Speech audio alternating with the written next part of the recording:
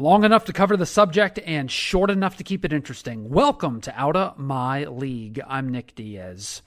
If a hurricane / best player Michael Thomas getting crossways with your franchise / COVID outbreak / worst loss in the Sean Payton era wasn't enough to make you freak out even more, yesterday, a tool that's job is to spit out water made the Superdome roof catch on fire.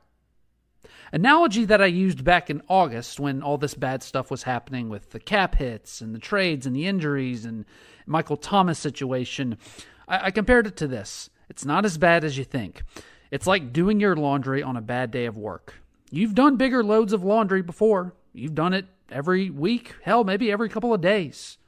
But on days where you've had a bad day at school, a bad day at work, worst possible thing happened to you, and then you get back home, and all of a sudden you see that pile of laundry that needs to get done, or else you're not going to have anything to wear tomorrow, you say to yourself, oh, God, that just looks so horrible. I can't do it. When, in fact, you've done bigger loads of laundry. It's just the fact that the circumstances that have nothing to do around doing the laundry make it seem worse than it actually is. So when I said all the things that were bad that were happening to the Saints, the cap hits, losing players, injuries, Michael Thomas situation, I said, take a deep breath. When you look at the roster on paper, I said this back in August, it's better than you think. When you look at the situation on paper, you realize it's actually pretty good. The Saints are pretty good. So if you're worrying about stuff that's not affecting the game, whether it be against the Packers or last week against Carolina, then you won't succeed because bad coaches worry about things that don't matter. If you worry about, the emotion or the psyche of your team and all that crap, but you're not worried about practice habits and X's and O's and technique, well, you're probably going to fail. If you're worried about what fans say on Twitter instead of worrying about, watching film, well, then you're probably going to fail. That's what bad coaches do. Bad coaches don't worry about the practical things. So the Saints lose to the Panthers simply because of COVID. And everyone, of course, freaked out saying, well, this is what the team really is. The Packer game was just a fluke. But I ask you, what side of the ball kept the Saints in the game? Was it all bad? No, the defensive side was good. Okay. So what side of the ball didn't play well? Well, the offensive side was horrible. Worse in the Sean Payton era. Worst. Okay, so what coaching staff had the outbreak? The offensive side of the football. Okay? The idea that this offense will not be effective going forward throughout the season is bullshit. Will they be as good as they were against the Packers? Probably not. Maybe they will, maybe they won't. I'm leaning towards somewhere in the middle. But look, I know Sean Payton after the game, and this was the first thing he said coming out into his press conference immediately after the postgame. He said, look, I know what you're going to say.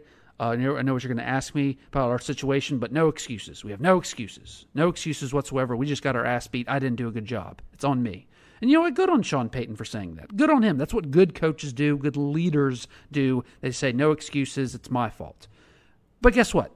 It's okay, because I'll make the excuses for him right now. The COVID outbreak was a legit excuse because it affected the practicality of things. Many Saints fans were depressed, including the people I was watching with who were Saints fans. They were very depressed watching the game. I, however, was not depressed for a single solitary second because I knew the Saints were playing that game with hands tied behind their back. Your entire offensive staff did not practice all week and was not there during the game. And now I hear Saints fans saying, well, I'm still worried about the wide receivers position. They couldn't get open. Okay, true, but the offensive line also couldn't block against Carolina, but they were able to do it against the Packers last week. Sean Payton had bad play calling against the Carolina Panthers, but he had brilliant play calling the week before against the Packers. So that doesn't concern you either? Sean Payton, after the game, says, well, look, we never could get into a rhythm. That was our problem. We could never just find a rhythm in the game. Okay, so how do you get into a rhythm then? How do you get into a rhythm? Whether it be with your friends, your girlfriend, your boyfriend, your husband, your wife, your boss, coworkers. How do you get into a rhythm with them? Communication. It's the number one thing for all relationships. You communicate. Okay, well, let's say in another sense, how do you find a rhythm? Let's say if you're like in a band or whatever. How does the band find the rhythm? You practice.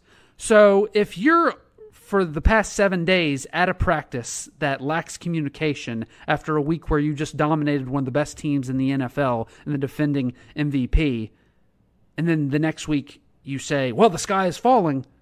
Well, why is the sky falling? If you look at the situation, all the bad things are happening at once, and so it makes it seem worse than it actually is.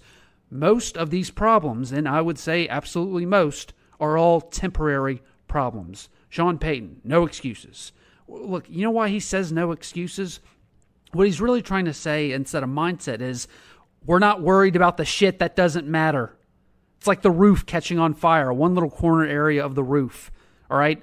It doesn't affect anything. Let me use something that maybe you're familiar with.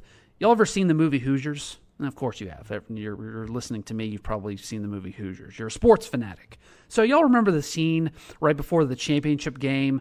It was in Butler's Arena in Indianapolis where they play. It's where it was filmed.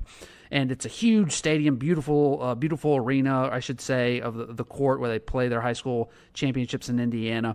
You know, Hickory High was playing in all these small little gyms in the middle of farmland, in the middle of nowhere out in the plains of Indiana. And then they come to this big, fashionable scenery. Well, what does the coach, Gene Hackman, in that movie, what does he do the first thing they show up to that big, fancy gymnasium? Takes a measuring stick. He measures the top of the rim to the floor. He says, how tall is it? 10 feet, coach. Then they measure from the baseline all the way to the free throw line. Same length as every other gym and every little tiny cornfield town that we played in. Nothing has changed.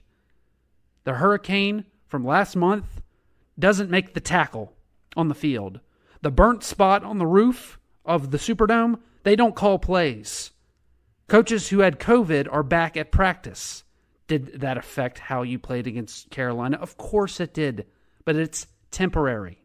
And guess what? The whole New Orleans being displaced situation, the Saints are going to come back to New Orleans next week to prepare for the Giants, and where they can control the COVID situation much better in their own facilities. Look, I've been a Saints fan my whole life, okay? My whole life I've been a Saints fan. So I feel like I'm allowed to say what I'm about to say, which is going to be very insulting. Saints fans have to be the most bipolar fan base in sports. Now, maybe it's something about living in Louisiana, because LSU fans, which I am also, they're very similar, very, very bipolar. Just freak out every single week, change their mind, just all over the place. One week they want to fire the coach, next week, we're going to win the national championship or we're going to win the Super Bowl. And that's why, for me, one of the reasons Sean Payton has been the most successful coach in the history of the Saints franchise is because he doesn't give a shit. He's so even-keeled. Everyone says he's arrogant. Yeah, that's called worrying about things that matter. He's not worried about bullshit. Dude doesn't care. He's cool as a cucumber up an archbishop's ass. That's why if Coach O gets fired, and I don't know if he will, and I'm not saying he should, but let's say Coach O gets fired after the season, that's why many people, myself included, think Lane Kiffin would actually be a perfect fit for LSU, simply because, ever seen that guy talk? Nothing bothers him. He doesn't give a shit. So cool and even-keeled. Just like, well, whatever. Good coaches worry about practical things that are on paper. Not bullshit on Twitter, not, a roof catching on fire that actually wasn't even that big of a deal. Saints fans, don't worry about how things appear. Worry about how things are.